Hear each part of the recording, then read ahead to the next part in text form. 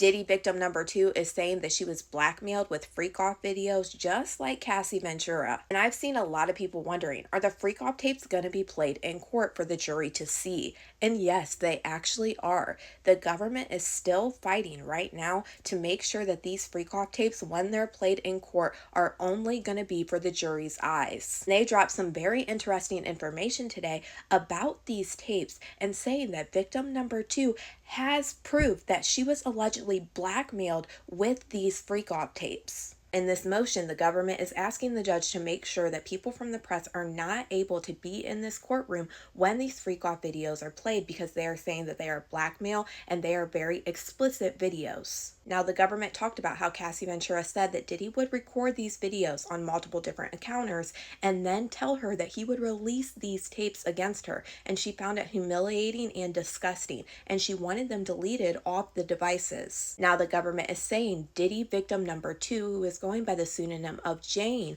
will provide a similar testimony to that of Cassie Ventura's, stating that she did not want to participate in the freak-offs and that she was terrified of anyone seeing the recordings of her engaging in these activities. And the government expects to offer text messages that Jane sent to the defendant's chief of staff on December 28th of 2023. And the chief of staff at the time would be Christina Korm, and she stated, "Diddy just threatened me about my tapes and that he has me on 2 phones. He said he would expose me and send them to another person." And then she proceeded to write another text message to Christina Korm, but right now this information is blacked out and it looks pretty long compared to the last text message that they reference.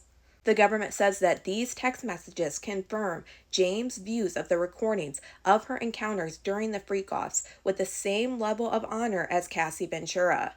And they are alleging that the defendant used those recordings to blackmail both victims who were and remain terrified of the release of those tapes.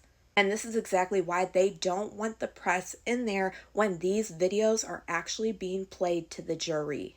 And remember, victim number 2, Diddy is being charged with the same exact charges as he's being charged with Cassie Ventura. Diddy is being charged with trafficking, force, fraud, or coercion of victim number 2. And he's also being charged with transportation to engage in prostitution of victim number 2 as well. So both of their stories are going to be somewhat very, very similar. Based on the indictment, we know that these activities with whoever victim number 2 is happened from 2021 all the way until 2024. And in my opinion, I think that victim number 2 is going to come towards the end of the testimony. They are going to end with a bang. And that's just my opinion on that. But y'all let me know what you guys think about all this in the comments.